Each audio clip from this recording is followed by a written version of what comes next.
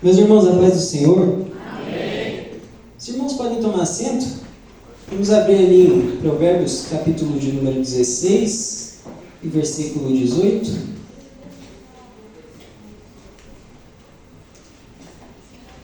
Livro que foi escrito por Salomão. Tem uma parte que tem outros autores também ali no final, mas a maioria foi escrita por Salomão. Provérbios, capítulo 16 e versículo 18.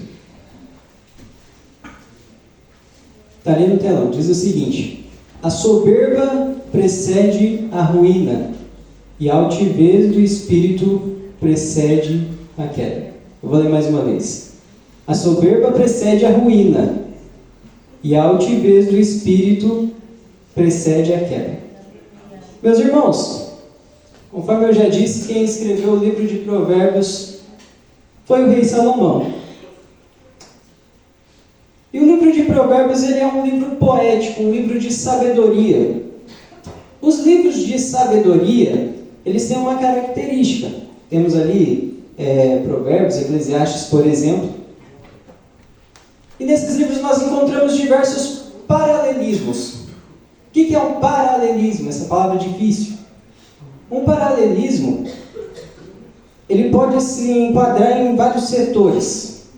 Nós temos o paralelismo antitético, temos o paralelismo sintético, tem o paralelismo sinônimo, que é o desse texto, e ele expressa uma ideia e depois dá continuidade. Calma que vocês já vão entender, eu sei que está difícil de entender, mas vocês vão entender. É o seguinte: o paralelismo antitético, ele expressa uma ideia e depois ele contrapõe essa ideia. O paralelismo sintético, ele expressa uma ideia e depois dá uma continuidade. E o que interessa para nós, que é o que está ali, ó, a soberba precede a ruína, e a altivez do espírito precede a queda, é o paralelismo sinônimo. E o que é o paralelismo sinônimo? Ele expressa a mesma ideia duas vezes. Então, por exemplo, como se eu falasse para os irmãos o seguinte: esse meu terno aqui é preto. E depois eu repetisse, de uma maneira diferente: as minhas vestes são negras. É a mesma coisa, mas de um jeito diferente. Então, o autor, quando ele escreve assim, a gente encontra em vários versículos isso, ele quer dizer o seguinte: presta atenção. Isso que eu vou dizer é importante. É tão importante que eu vou repetir. E daí ele repete. Então ali a gente vê uma repetição da mesma coisa, só que de um jeito diferente. A soberba precede a ruína e a altivez do espírito precede a queda. A altivez do espírito é a mesma coisa que soberba e ruína é a mesma coisa do que queda. Dito isso, meus irmãos, eu queria pedir para vocês colocarem ali o que eu mandei lá no grupo. São alguns dados referentes à nossa igreja. Aí. Aqui, meus irmãos, nós temos o seguinte: o grau de instrução nas igrejas evangélicas do Brasil. Vocês vão entender por que eu estou mostrando isso daqui. Ali no ano de 2000, a gente tem uma taxa de analfabetos de 8,9%. 2010 essa taxa ela cai, então é bom, porque temos mais pessoas alfabetizadas. E em 2022 cai mais ainda, vai para 5,4%. Depois, nós temos as pessoas ali com o ensino superior. Os dados de 2000 eles não estão muito claros a respeito disso. Mas o de 2010, a gente vê ali que era de 8,2% e depois 14,4%. O que isso quer dizer? Isso quer dizer que a igreja evangélica no Brasil está crescendo no conhecimento. Isso é bom, graças a Deus. Hoje nós não temos mais pessoas dentro das igrejas, ou temos pelo menos num valor muito menor de quantidade, pessoas que são levadas por qualquer coisa que é falada. As pessoas querem saber o porquê. Por que isso? Por que aquilo? Diferente de 30 anos atrás, quando geralmente se falava e não havia toda essa resistência. Isso se deve ao quê? aquilo que nós podemos chamar de criticidade. O que é a criticidade? É a capacidade de não ser levado por qualquer coisa que te falam. Você cria suas concepções e a partir dessa instituição dessas suas ideias, dificilmente você vai ser levado a um pensamento assim, sem base, sem fundamento, certo? E o que isso tem a ver com a soberba? Que inclusive é o tema dessa mensagem. A soberba precede a ruína. Tem a ver, meus irmãos, que no nosso meio as pessoas têm ficado mais arrogantes. As pessoas, agora, elas parece que estão confiando em si mesmas, confiando nos seus próprios conhecimentos, confiando na sua própria capacidade intelectual e esquecendo da sua posição perante Deus. Ao invés de nós reconhecermos a nossa posição como servos, nós temos passado a confiar nos nossos próprios caminhos, esquecido de que nós dependemos do Senhor, esquecido de que Deus deve estar presente e nós somos dependentes dele. Totalmente dependentes. Eu gostaria de ler com os irmãos um texto em 1 Coríntios 8. Se os irmãos não leram a Bíblia essa semana, hoje nós vamos ler bastante, tá bom? Então, os irmãos podem ficar tranquilos. Ficar tranquilo não, vai ler a Bíblia. Misericórdia. Vamos ler. 1 Coríntios 8.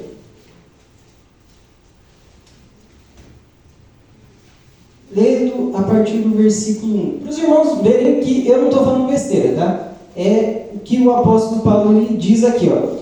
Ora, no tocante às coisas sacrificadas aos ídolos, sabemos que todos temos conhecimento.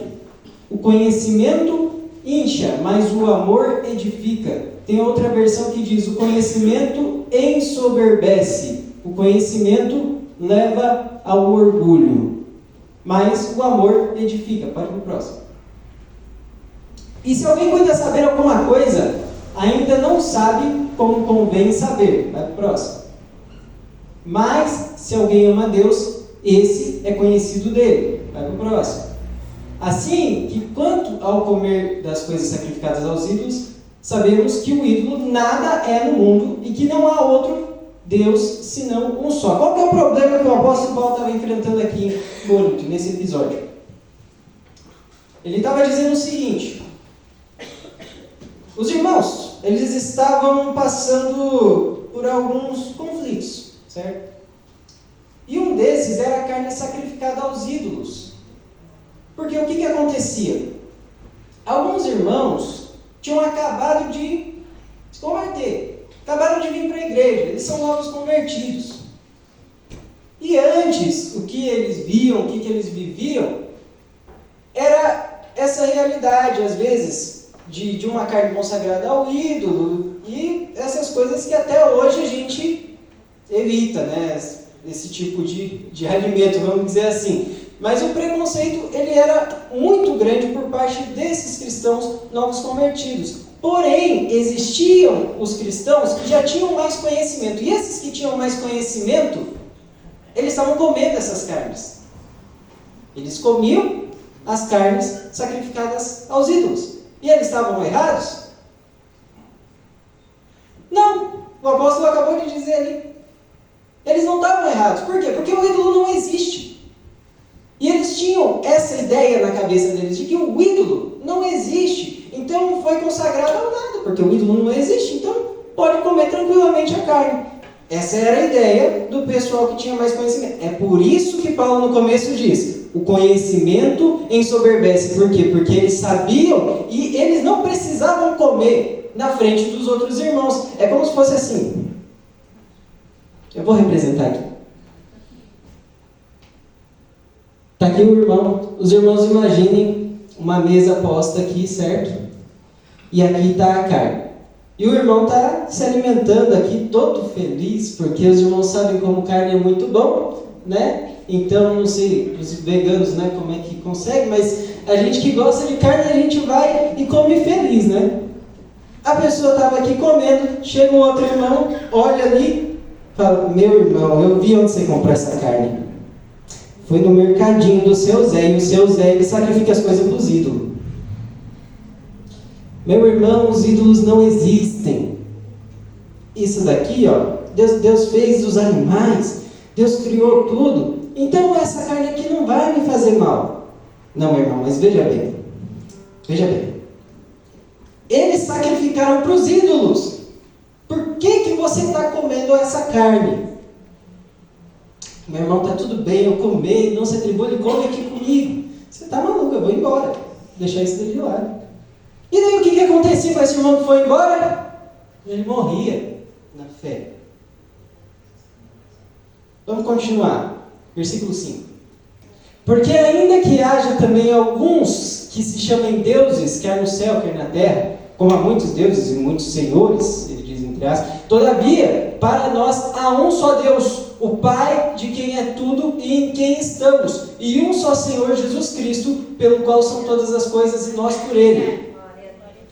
Mas nem em todos há conhecimento, porque alguns até agora comem com consciência do ídolo, coisas sacrificadas ao ídolo, e a sua consciência, sendo fraca, fica contaminada. Pode voltar. Vou repetir. Mas nem em todos há conhecimento.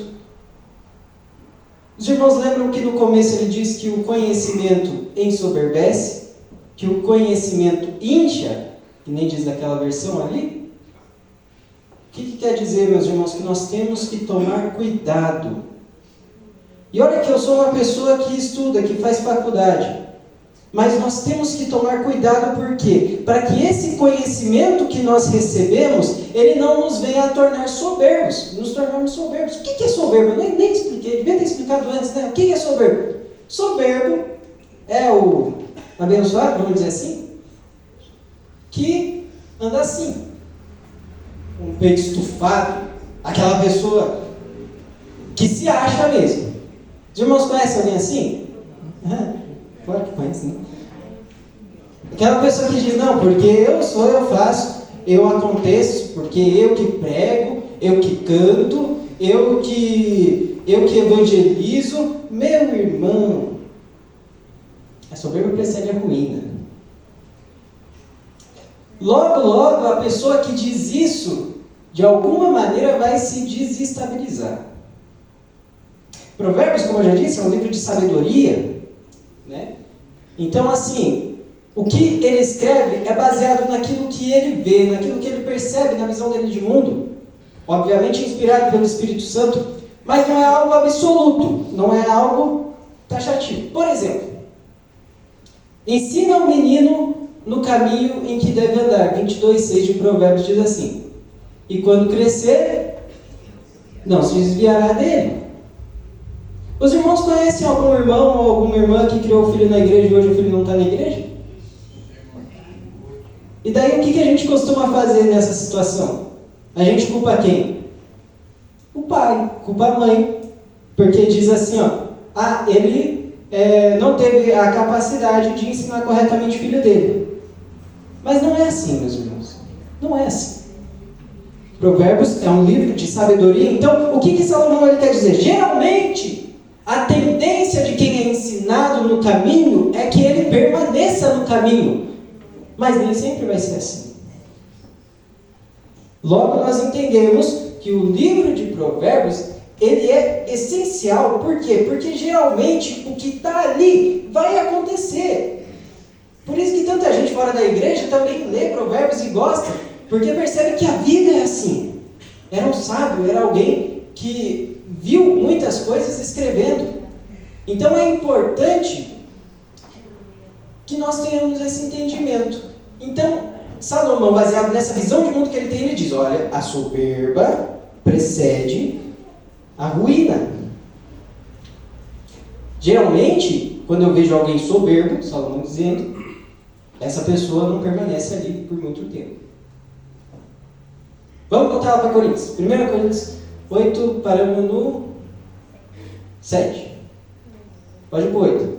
Ora, a comida não nos faz agradáveis a Deus, porque se comemos, nada temos demais, e se não comemos, nada nos faz falta. O que Paulo está dizendo aqui? Meu irmão, se o teu irmão viu você comprando a carne, que era do ídolo, e está vendo dali, ele que viveu já no meio daquele povo lá, idólatra, e você está comendo na frente dele, você está errado.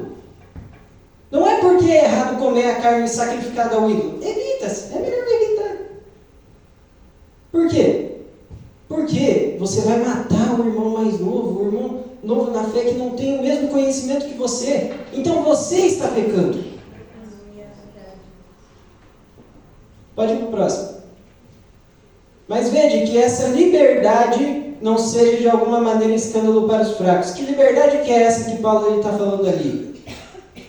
É a liberdade do conhecimento. O conhecimento liberta. O conhecimento tira um jugo, sim, de você. É aquilo que eu falei no começo, da questão de você não aceitar mais as coisas. E é por isso que é tão bom. E eu incentivo os irmãos, inclusive, a buscarem conhecimento, a buscarem conhecer. Porém, sempre se lembrando de que você não é suficiente, você depende de Deus. Porque a soberba, eu vou repetir isso bastante, precede a ruína.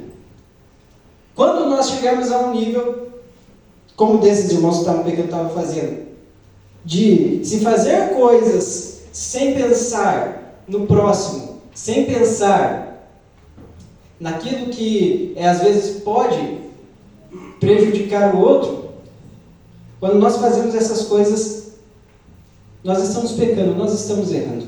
Mesmo que aquilo que a gente esteja fazendo não seja pecado explicitamente, mas importa o outro. E a sociedade hoje tem colocado dentro do nosso meio cristão o pensamento, às vezes, de que o que importa mais é você. O que importa mais é o que você vai conquistar. Você luta pelos seus objetivos, você luta para ter as suas conquistas, realizar os seus sonhos. Mas, meus irmãos, eu vou falar aqui algo que talvez eu não pregue de novo tão cedo, mas eu vou falar. Quando nós estamos aqui reunidos num ambiente de culto, o culto não é individual. Muitas vezes nós falamos, inclusive eu já falei isso várias vezes, mas aqui o culto é coletivo. Todos nós cultuamos juntos. Cultuamos juntos. Porque se nós vivêssemos na individualidade, bastava cultuar em casa. Entende? O que eu estou falando é o seguinte, óbvio, é a adoração, né? Quando a gente fala assim, a gente pensa assim, eu não posso controlar a adoração do meu irmão. Eu tenho que adorar a Deus com aquilo que eu posso, porque eu não posso controlar o outro. Mas a questão é, você tem se preocupado com o culto do seu irmão? Ou você tem se preocupado só com o seu culto? Na Bíblia, em nenhum momento a gente vê um culto, vamos dizer assim, onde uma só pessoa participa. Estão todos juntos. Óbvio, você tem que ter o seu momento de adoração individual a Deus.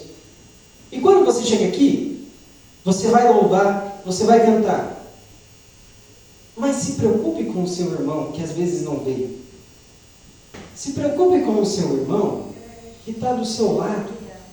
Por quê? Porque se ele adora, e naquele dia ele não está adorando, pode ser que ele esfrie espiritualmente e morra espiritualmente, porque você ficou aqui no seu culto individual e não olhou para ele que estava do seu lado. A sociedade, meus irmãos, tem colocado esse pensamento egoísta dentro das nossas igrejas. Mas nesta noite eu quero falar para os irmãos a verdade bíblica. É que nós somos um corpo. Nós estamos juntos nessa. Deus, Ele é por nós. Nós somos um corpo. Nós precisamos prestar o nosso culto em unidade. Não podemos perder as pessoas. Quantas pessoas que estavam aqui na nossa igreja mesmo? 2, 3 anos, 5 anos atrás, 10 anos atrás. E a pessoa sumiu, a gente nem percebeu esses dias aí. Por quê? Porque nós estamos presos a uma individualidade. E essa individualidade, esse negócio que eu falei, né? De você ir batalhar, buscar os seus sonhos, isso é legal, isso é bom. Mas lembre-se que você depende de Deus. Lembre-se que é somente por Ele que hoje você está aqui, que hoje você está vivo, que você tem o que você tem. Não se prenda àquilo que você pensa saber. Por quê? Quando você pensa que o que você sabe é suficiente, você cai. A soberba precede a ruína. Então, o que eu quis trazer ali com os dados, trazer aqui com esse texto, inclusive nós não terminamos, mas eu vou dar continuidade, é que, meus irmãos, a igreja tem estado elitizada no pensamento, no conhecimento, muito mais do que há vários anos atrás, certo? Então, nós temos que tomar cuidado com isso. Por quê? Porque senão podemos ir para a individualidade, para o egoísmo e pensar que o que você tem, o que você sabe é suficiente. Logo eu posso abandonar Deus, logo eu posso abandonar os meus irmãos. E isso não pode acontecer. Essa semana que passou, os irmãos devem ter visto um episódio onde em um grande congresso na Assembleia de Deus havia uma pessoa muito famosa pregando e um profeta se levantou para profetizar, certo? Os irmãos viram isso, né? Não vou falar quem é, mas os irmãos viram. E daí esse pregador, ele ali, né, ouviu um pouquinho da profecia e logo o irmão que se levantou e que estava profetizando foi gentilmente removido pelos seguranças e não terminou de entregar a profecia. E, para concluir com chave de ouro, o pregador disse assim, ó, Deus vai falar através da palavra aqui agora, comigo. Não tem nada contra a pessoa, mas assim, vamos ler 1 Coríntios capítulo 14.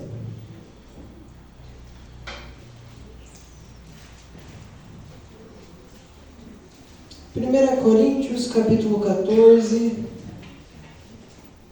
o versículo de número 29. Se puder colocar ali para a gente.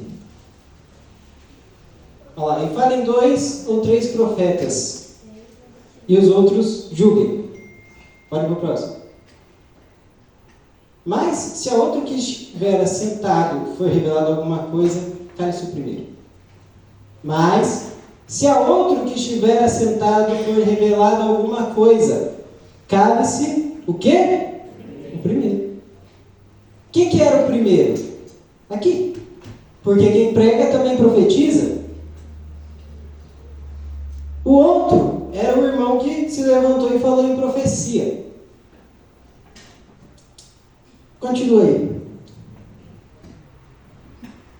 Porque todos podereis profetizar, depois os outros, para que todos aprendam e todos sejam consolados. Isto. Então é o seguinte, meus irmãos. O que está acontecendo no nosso meio pentecostal? Nós somos pentecostais, certo? O que é ser pentecostal? Exatamente. É o que o pastor falou aqui atrás. É crer nos dons espirituais, crer que o Espírito Santo atua hoje através dos dons. E quando levanta o profeta, o que a gente faz? Fica quieto, vai embora. Isso é grave, meus irmãos. Olha ali o que Paulo disse. Paulo estava falando de ordem e decência no culto, e ele fala, olha, não profetize mais de um ou dois, e se um se levantar, então cale-se o primeiro. Mas agora, vocês lembram o que eu estou falando aqui até agora? A soberba pareceria ruim. O pregador, naquele momento, a atitude dele deveria ser permitir a profecia. E a igreja, não ele, a igreja examina. Coletividade. E aí a gente ia descobrir, porque não deu nem para descobrir se o profeta era de verdade ou era falso. Como que você descobre que o profeta é falso? Você escuta a profecia dele e vê se vai acontecer. Se não acontecer, ele é falso. Pronto. Mas nem deu para escutar a profecia, não deu nem para saber se o profeta era profeta mesmo. Então as pessoas hoje pensam que o conhecimento delas, ele é suficiente e esquecem do que a palavra de Deus diz, do que o próprio Senhor nos orienta. Vamos ver alguns episódios na Bíblia. A história de Faraó. Faraó, o da época de Moisés. Faraó, ele tinha um povo gigantesco nas suas mãos. Muita gente. E o que Moisés pede, ali enviado por Deus? Fala, olha, Faraó, deixa o meu povo ir. Liberta eles. Eles nem eram escravos aí no começo, você está escravizando, está usando eles. Não era para isso. Deixa ele ir. O que Faraó fez? Está louco, rapaz? Vou perder minha mão de obra aqui? Tudo essa gente? Não vai. E o que aconteceu depois? Veio a primeira praga, que virou sangue. Ali o negócio já começou a ficar tenso. Não bastando isso, mais uma vez veio Moisés. Ó, você viu o que aconteceu. E aí? Vai deixar o povo ir? Não. Daí vem mais o quê? Vem mais praga, vem mosca, vem sapo, vem rã, vem tudo aquilo dali. Se não bastasse isso, aí depois vem doença. E ele dizendo, eu não vou deixar, eu não vou deixar, eu não vou deixar. Por quê? Porque o faraó, ele estava se achando. Estava achando que podia com Deus. Estava se achando poderoso e tal. Só que, meus irmãos, tem uma coisa que eu posso dizer aqui com toda a segurança, é que não dá para ficar brincando com Deus, não. O faraó, ele foi arrogante, foi soberbo, ele só iria perder umas pessoas, mas ele começou a perder o quê? Além de o gado morrer, né? Além dessas diversas pragas aí, começou também a perder a dignidade que ele tinha, que já não era muita, né? E por fim, olha o que a arrogância, o que a soberba faz.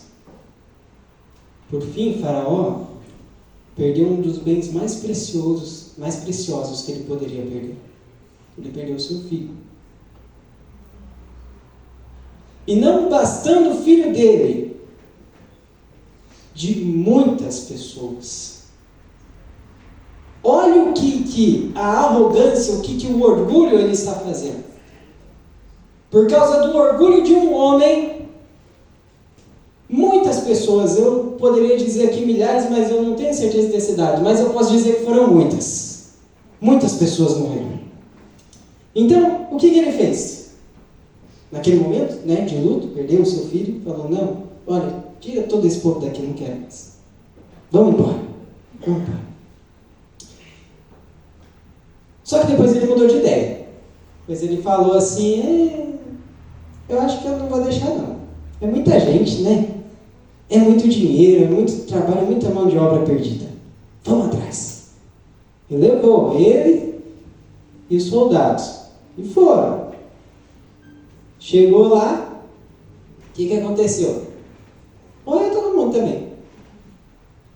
O abençoado, meus irmãos, não bastou perder a dignidade, não bastou perder o filho, não bastou perder, inclusive, o seu reinado, que acabou perdendo, perdeu também a vida. Por quê? Qual que foi o motivo? A arrogância, a soberba. A soberba precede a ruína. Porque se ele desde o começo tivesse falado o seguinte: não, vamos embora, não quero mais ninguém aqui. O que iria acontecer? Ele iria morrer? Ele iria perder tudo isso? Não tinha necessidade. Mas não. Ele foi lá, se achou o tal, poderoso, e o que aconteceu? Perdeu tudo. Assim somos nós. Por quê? Porque às vezes nós pensamos que temos tudo sob controle. Eu tomo conta da minha própria vida, eu tomo conta das minhas atitudes, das minhas decisões, e esquecemos que entregamos a vida ao certo alguém, chamado Senhor Jesus Cristo. Se Ele é Senhor, logo, você é o quê? Servo. Se você é servo, você faz o quê? O que o Senhor quer. Logo, as suas decisões, aquilo que você vive, a maneira como você se veste, a maneira como você pensa, os conhecimentos que você tem, as amizades que você tem, tudo aquilo que você é e um dia será, pertence a Deus. Tudo, meus irmãos, tudo. Então, não podemos ser arrogantes, não podemos ser soberbos, não podemos não consultar a Deus, viver num certo egoísmo, numa certa individualidade, onde a gente toma todas as nossas próprias decisões e não vai consultar a Deus. E às vezes as coisas estão erradas por causa disso daí. Vamos continuar aqui. Zedequias, os irmãos já ouviram falar de Zedequias? Zedequias, ele foi um rei em Israel que foi bem significativo. Por quê? Durante o ministério profético ali de Jeremias, que durou uns 40 anos, foi bem extenso, Jeremias, ele profetiza ao povo dizendo o seguinte: olha, vocês tiveram tempo de se arrepender. Eu, o Senhor, venho falando com vocês desde a madrugada, desde os outros profetas lá atrás. E vocês não estão me ouvindo. Então o exílio vai vir. Vocês serão levados, vocês serão escravizados, porque vocês não se arrependeram, não mudaram a atitude de vocês perante aquilo que eu tenho falado. Então veio a primeira invasão, onde Daniel foi levado, e várias pessoas importantes. Veio a segunda, onde muita gente foi levada também, inclusive Ezequiel. E a terceira, que é essa daqui, do rei Zedequias. Esse rei, ele fez o seguinte: ele foi colocado lá por Nabucodonosor, que era o governador da Babilônia. A Babilônia, naquele período, ela estava governando tudo. Eles eram o império da vez, era o império babilônico. O Nabucodonosor, então, ele coloca os Zedequias e fala assim: você vai cuidar de Israel, você vai cuidar desse espacinho para mim. O Zedequias falou: beleza, chefe, vamos lá. E foi. Só que nisso, Zedequias pensou o seguinte: bom, o que a Babilônia não conquistou ainda? A Babilônia não conquistou o Egito. O Egito é forte. O mesmo Egito do faraó lá que deu errado. Os irmãos já sabem que não vai dar certo, né? Então ele olhou, falou o seguinte: não, vamos tentar conversar com o Egito, ver se eles se juntam e a gente derruba o Nabucodonosor. Eles não... a gente não tem mais que se submeter a eles, dar satisfação. E Zedequias, antes de fazer isso, ele vai falar com Jeremias. Chega para o Jeremias, fala o seguinte: Jeremias, os mensageiros falando, a gente quer fazer uma aliança com o Egito. Deus, ele é com nós, Deus vai fazer a gente vencer, porque nós somos o povo dele. E daí Jeremias fala: não, vocês estão loucos. O que eu estou falando para vocês é para vocês se submeterem à Babilônia. O que é submeter? É ficar debaixo mesmo. Ficar debaixo. Certo? Mas fiquem comigo, meus irmãos, fiquem comigo. Se submetam à Babilônia, porque a Babilônia vai entrar, vai invadir. E se vocês resistirem ao castigo da Babilônia, o negócio vai ser tenebroso. Vai piorar. Por exemplo, Vocês já devem ter visto alguma situação assim, ou vivenciado? Quando uma mãe, agora, falando mais atualmente, uma mãe fala para o filho assim o seguinte: olha, você fez isso, isso e isso, e agora você vai ficar sem celular 2 dias. E a criança fala: não! Daí a mãe fala assim: agora são 3 dias. E vai aumentando. É a mesma coisa aqui. Deus, ele deu um castigo, e se você resistir ao castigo, o que vai acontecer? Vai piorar. Então não resiste ao castigo. Aceita. Aceita, senão a coisa vai ficar feia. E o que aconteceu? Esses mensageiros voltaram lá para os Zedequias e falaram isso, que o Jeremias passou para eles. E o que o rei Zedequias achou? Ele falou: não, que isso? Esse Jeremias aí não entende nada, não. Deus, a gente é o povo de Deus. Vamos para cima, vamos juntar com o Egito, vai dar certo. E aí, meus irmãos, vocês acham que deu certo? Não deu certo. O que aconteceu foi o seguinte: veio o Egito, veio a Babilônia, passou pelo Egito. Foi isso, basicamente. Não teve briga. E depois veio para Israel, invadiu. E daí acontece o que a gente vai ver agora em Jeremias 39. Porque eles vieram, invadiram, destruíram tudo. Muitas pessoas morreram de maneira triste, trágica, desnecessária. Porque um rei foi arrogante. Não quis ouvir a Deus. Jeremias 39, o versículo 4. E sucedeu que, vendo Zedequias, rei de Judá, e todos os homens de guerra, fugiram saindo de noite da cidade, pelo caminho do jardim do rei, pela porta que está entre os 2 muros, e seguiram pelo caminho da campina. Pode passar. Mas o exército dos caldeus, que são os babilônios, os perseguiu, Zedequias e o pessoal que estava com ele, e alcançou a Zedequias nas campinas. Aqui eles já tinham invadiram, e o Zedequias tentou fugir, tentou dar no pé, não deu certo. E eles o prenderam e fizeram-no subir a Nabucodonosor, rei da Babilônia, a Ribla, na terra de Amate. E o rei o sentenciou. Então pegaram ele, vai pro próximo. Isso. E o rei de Babilônia matou em Ribla os filhos de Zedequias diante dos seus olhos.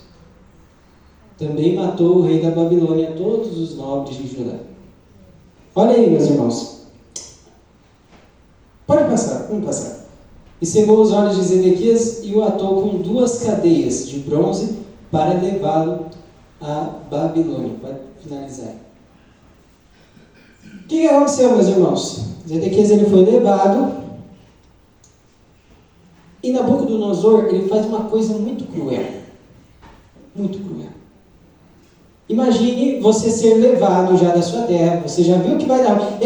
Quando chegaram os caldeus, ele já sabia que não ia dar certo. Que provavelmente ele iria morrer, porque ele traiu a Nabucodonosor. Só que Nabucodonosor faz uma tortura terrível. Ele não só mata Zedequias, ele chama os filhos, fala assim: ó, Zedequias, tá vendo aí? Esses daí são seus filhos, né? Não esqueceu nenhum. Tá todo mundo aqui, né? Pode matar. E depois disso, ao invés de matar Zedequias, não. Ele permite que Zedequias viva com esse sentimento. Só que a última coisa que Zedequias viu foi a morte dos filhos dele. E por que isso, meus irmãos? Zedequias podia ter ficado dessa maneira, depois a gente vai ver que ele vai ficar preso até morrer. Poderia ter sido assim? Será que não tinha uma alternativa melhor? O que o Jeremias falou lá atrás? O que o homem de Deus falou lá atrás? Submeta-se a Babilônia. Se eles permitissem que a Babilônia invadisse, ninguém precisava morrer. Ninguém. Inclusive ele mesmo. Só que pela arrogância, pela soberba, por esse sentimento de que eu posso, eu sou poderoso, eu sou maior do que o próprio Deus, ele perdeu toda a sua família, a sua visão e no final a sua vida. Inclusive também o seu reinado. Zedequias perdeu tudo, igual o faraó, por causa da soberba. Hoje, meus irmãos, Se nós estivermos nesse pensamento semelhante ao de Zedequias, semelhante ao de Faraó, o nosso destino não é essa morte aí, porque a deles ainda foi uma morte, ok? Mas o nosso caminho como cristãos é pior, porque é a morte espiritual. E a morte espiritual é a perda da salvação. É a apostasia. Apostasia é o ato de abandonar a fé. Então, isso é grave, isso é severo. Porque se você pensa, entende? Por que eu estou falando isso? Se você pensa que o seu conhecimento basta, se você pensa que as suas decisões estão corretas e que você não precisa de Deus, logo, em algum momento, você vai deixar de servi-lo, porque eu sou o suficiente, eu posso, eu consigo. Então eu vou deixar Deus de lado e vou seguir com a minha vida. Isso é o quê?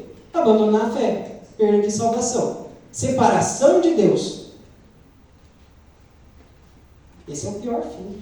Isso daí que eles sofreram, passou. Né? Se foi salvo ou não sei. Mas o que eu posso dizer é o seguinte: para nós é pior. Para nós, se nós permanecermos nesse sentimento de suficiência, de arrogância, o nosso destino é terrível. Por isso, voltemos ao pensamento de que dependemos de Deus. Que Deus, Ele é suficiente. Eu não sou. Eu sou um pecador. Eu sou fraco. Meu Deus do céu, eu não entendo nada, não sei nada. Mas eu não preciso, porque Deus, Ele é suficiente. Obviamente que eu vou buscar atingir os meus objetivos, as minhas metas. Eu quero concluir a minha faculdade, eu quero no futuro comprar minha casa, eu quero me casar, eu quero cumprir todos os meus objetivos, mas nada disso é mais importante do que Deus na minha vida. Deus, Ele é a minha prioridade. Os irmãos entendem isso? Isso é importante. É importante. Nós não vivemos para nós mesmos, vivemos para Deus. Nós vivemos para Deus. E aqui mais um que eu gostaria de compartilhar com os irmãos, que é o último personagem que eu vou compartilhar. O jovem rico. Vamos ler lá Mateus capítulo 19, versículo 16. Porque a do jovem rico, ela é diferente dessas outras duas. E eis que alguém, aproximando-se, disse-lhe: Bom mestre, que bem farei para conseguir a vida eterna? E ele disse-lhe: Por que me chamas bom? Não há bom senão um só, que é Deus. Se queres, porém, entrar na vida, guarda os mandamentos. Disse-lhe ele: Quais? E Jesus disse: Não matarás, não cometerás adultério, não furtarás, não dirás falso testemunho, honra teu pai e tua mãe, e amarás o teu próximo como a ti mesmo. Disse-lhe o jovem: Tudo isso eu tenho guardado desde a minha mocidade. O que me falta ainda? Disse-lhe Jesus: Se você quer ser perfeito, vai, vende tudo que você tem, dá aos pobres e terás um tesouro no céu. E vem e segue-me. O jovem, ouvindo essa palavra, retirou-se triste, porque possuía muitas propriedades. O que houve aqui? Os irmãos conseguiram perceber? O jovem rico, ele diz para Jesus: Senhor, como que eu vou conseguir a vida eterna? Só que ele já chegou na maldade, meus irmãos. Ele já chegou na maldade, ó. E daí Jesus, ele fala, Jesus sabia também que ele estava na maldade, era um negócio assim. E daí Jesus, ele fala: se você quer entrar na vida eterna, guarda os mandamentos, não mate, não adultere, honra seu pai e a sua mãe. E daí o jovem rico, ele diz o seguinte: Senhor, eu tenho guardado tudo isso desde a minha mocidade. E daí, o que é que ele esperava da resposta de Jesus? Ele esperava o seguinte: Rapaz, levanta a mão para Deus te puxar agora. Tu é um homem santo, não precisa de mais nada. Só subir. É isso. Porque você parece que não tem nenhum pecado. Mas não, eu gosto de Jesus, que Jesus ele responde a gente com tapa. Assim, Pode voltar lá. Para a parte que Jesus responde. Vai para frente? Vai.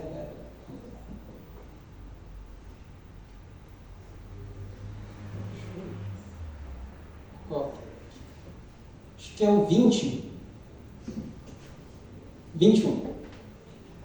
Isso. Se quer ser perfeito, vai, vende tudo que tens e dá aos pobres. Traz um tesouro no céu. E vem e segue. Jesus pegou na ferida dele. O jovem rico, ele foi soberbo, ele foi arrogante. Por quê? Porque ele pensou que ele era suficiente. Que aquilo que ele fazia era suficiente para que ele conseguisse a vida eterna. Mas daí Jesus ele vem e fala assim, olha, maravilha, que bom. Mas agora você vai fazer o seguinte, você vai abrir mão de tudo aquilo que você tem. Você vai dar aos pobres e agora você vai viver comigo, que nem nômade também. Você vai me seguir, você vai aprender comigo, você vai andar comigo. Assim você vai entrar na vida eterna. O que aconteceu com o jovem rico? Ele saiu triste, decepcionado. Daí fica a dúvida, será que ele vendeu tudo e seguiu Jesus?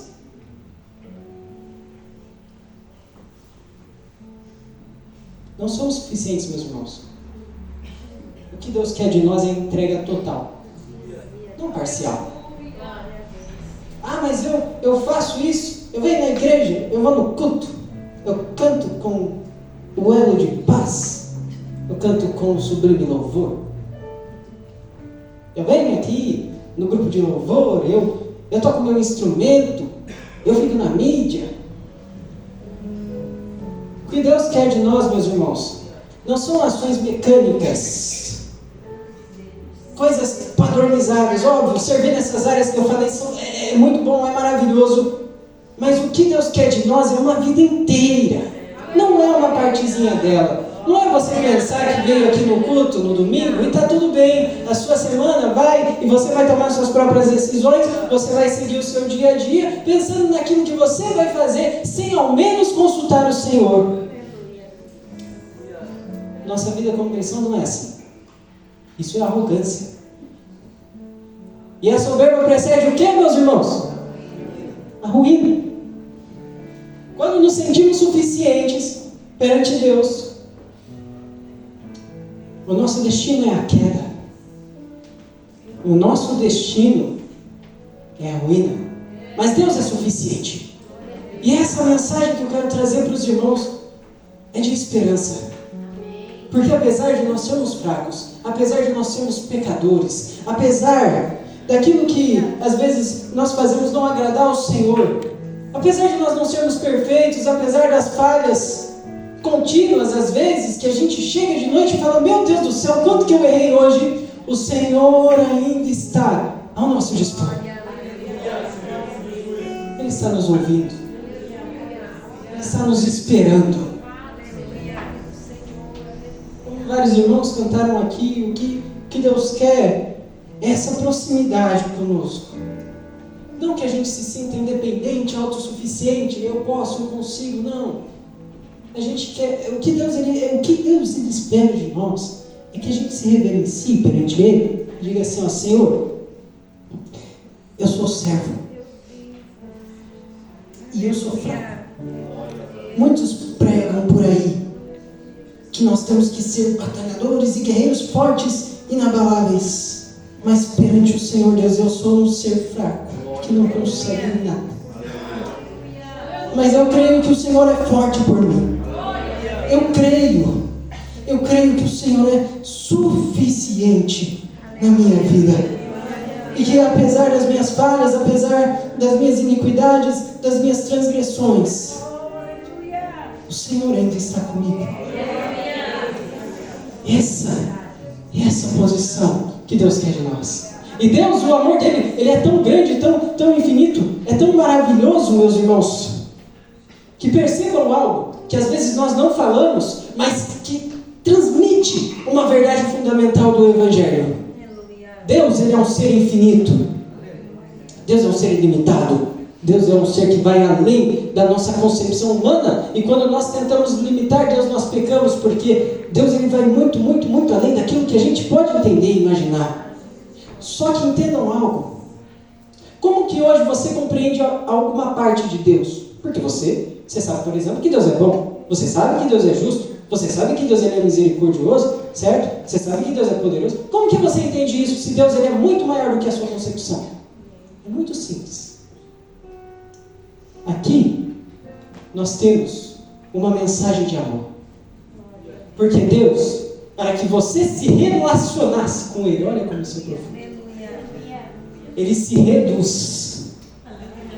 Ele diminui quem Ele é para que você consiga se relacionar com Ele.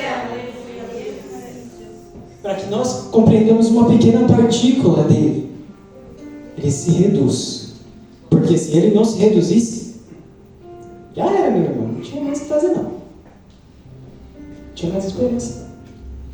E a maior prova disso é o texto que o irmão Edinaldo leu hoje. Nosso Cristo, Deus, reduziu-se de tal maneira que assumiu forma corpórea, carne. De espírito, agora carne, limitado a um corpo físico. Por você. Por amor. Um amor que em nenhum lugar você vai ver. Que às vezes alguém pode dizer, mas o Deus, Criador de todo o universo, soberano, todo-poderoso, Rei dos reis, Senhor dos senhores, aquele que é sobre tudo, além da nossa imaginação, esse Deus, Ele assume a forma de criatura e morre. Entrega a si mesmo. Por amor. Por amor. Para que você pudesse ter esse espaço com Deus. Para que você pudesse ser salvo. E ser salvo é estar com Deus. Ser salvo é viver pela eternidade com Deus.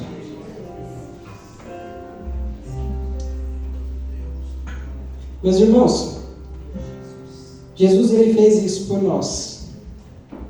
Obviamente para que nós fôssemos salvos. Mas isso possibilitou o entendimento nosso de que nós somos totalmente dependentes deste sacrifício e da pessoa dele. Somos dependentes de Deus. Aleluia. Aquilo que você pensa que sabe, aquilo que você pensa que é, não é nada perante o nosso Deus.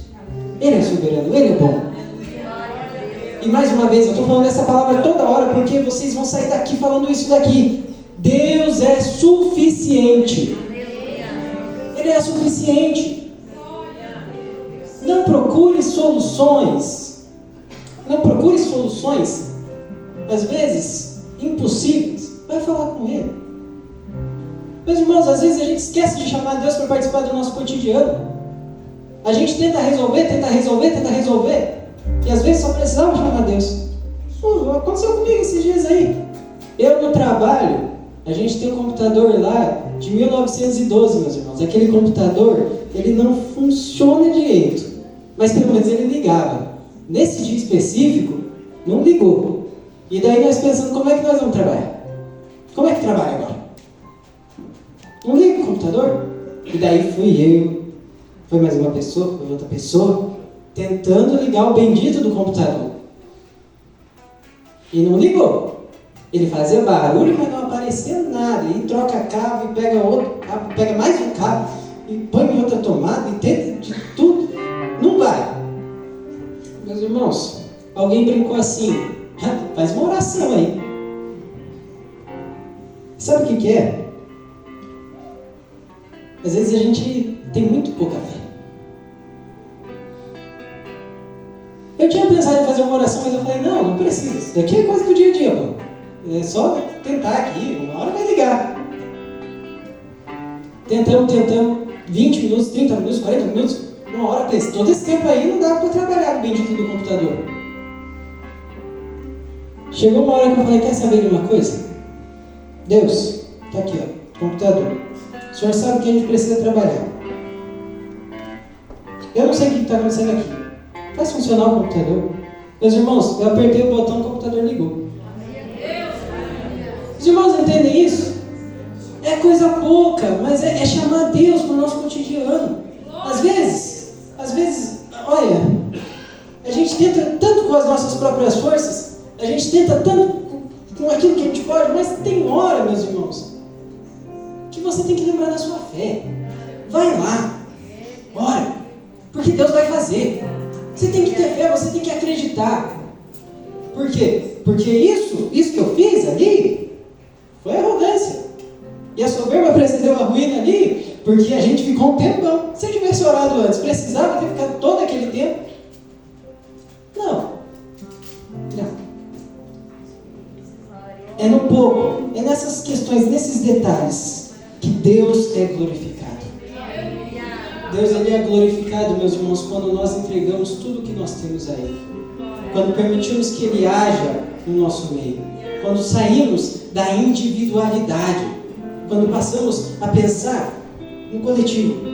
Porque nós precisamos ter esse contato com Deus, entender que Ele é suficiente, mas que nós somos um corpo, estamos juntos nessa. Somos um corpo. Se o seu irmão precisa, ajude. Se você precisa, chame o irmão para te ajudar. Se você vê um irmão esfriando na fé, vai atrás dele. Se você vê e tem alguém que faz barulho na igreja, mas naquele dia está muito quietinho, fala: ei, meu querido, o que está acontecendo? Ah, mas esse irmão é quietinho. Meu irmão, eu não sei, tem essa hora. Brincadeira. É por isso que a gente tem que ter comunhão uns com os outros. Certo? Então, eu concluo dizendo para os irmãos o seguinte: não permitam que a soberba tome conta do coração de vocês. Não permitam se pensar suficientes, autossuficientes. Eu posso, eu consigo. Pense que Deus é suficiente na sua vida. Viva a realidade do Evangelho. Viva conforme a Bíblia diz. Conheça a palavra, conheça a verdade. Seja como Cristo.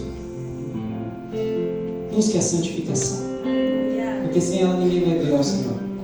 Amém, meus irmãos? Deus abençoe. Eu gostaria de convidar vocês a ficarem de pé para a gente fazer uma oração. E nessa oração específica, vamos pedir algo a Deus. Vamos pedir para que dentro de nós haja o sentimento de que Ele é o suficiente, de que nós não precisamos de nada além dele nas nossas vidas. As demais coisas que nós precisamos, Ele nos fornecerá, conforme aquilo que Ele vê mesmo que nós precisamos. Amém? Vamos orar. Senhor, muito obrigado, Pai, por esse momento que eu tive aqui com os meus irmãos. Refletimos na sua palavra, aprendemos a verdade de que a arrogância, de que o orgulho não vai nos levar para perto do Senhor. Muito pelo contrário, vai nos levar à queda, vai nos levar à ruína, vai nos levar a uma separação do Senhor. Mas, Senhor, que nós possamos ser dependentes de Ti todos os dias da nossa vida, que as nossas decisões, que os nossos pensamentos, os nossos conceitos sejam conforme a Sua vontade, que os nossos passos, Paizinho querido, sejam conforme os passos de Cristo, que nós vivamos, Pai, a verdade do Evangelho e que possamos como igreja continuar juntos, unidos, prestando cultos ao Senhor, cultos, Paizinho querido, onde haja evidenciação dos dons espirituais, onde possamos não nos calar, não calar profetas, não calar pessoas que estão sendo batizadas com o Espírito Santo, mas que o pentecostalismo seja avivado na nossa igreja, que possamos, Paizinho querido, ver batismo com o Espírito Santo novamente, que possamos, Paizinho querido, ver a distribuição dos dons espirituais para a edificação da nossa igreja, para que a nossa igreja seja uma referência, para que nós sejamos de fato um corpo completo, em nome de Jesus. Nós oramos, Pai, gratos a Ti, porque o Senhor é suficiente nas nossas vidas, em nome de Jesus. Amém.